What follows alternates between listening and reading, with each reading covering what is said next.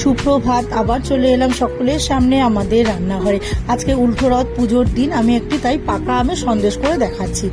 প্রথমে দুধটাকে জাল বসিয়ে দেবো, দিয়ে এদিকে আমের পাল্পটাকে বার করে নিয়েছি, সব নিয়ে চিনি দিয়ে ওটাকে আমি পেস্ট করে নেব। নিয়ে এবার দুধটা যখন ফুটে উঠবে তার মধ্যে ভিনিগার দিয়ে আমি দুধে ছানাটা কাটিয়ে নেব। এবার ছানাটা হয়ে গেলে ছাঁকনি দিয়ে ছানার জলটাকে ফেলে ছানাটাকে আমি জল দিয়ে ভালো করে ঠান্ডা জল দিয়ে ধুয়ে নেব। এদিকে আমের পেস্টটাকেও আমি এবার কড়াইতে দিয়ে দেবো, দিয়ে আরও কিছুটা চিনি আমি ওর মধ্যে দেবো, দিয়ে ভালো করে ফুটতে থাকবে। আর এদিকে ছানাটাকে একটু ফুড কালার দিয়ে ভালো করে হাতে ডলে ডলে এইবার আমি যখন আমটা অনেকটা ফুটে আসবে তখন ছানাটাকেও দিয়ে দেবো। দিয়ে ওই দুটোকে ভালো করে অনেকটা ভাবে জাল দিতে দিতে যখন টেনে আসবে তখন আমি একটা চৌকো বাটির মধ্যে বাটার মাখিয়ে আমি ওই পেস্টটাকে ঢেলে দেবো। দিয়ে আমি ঘন্টা দুয়েক একটু ঠান্ডা করতে দিয়ে দেবো।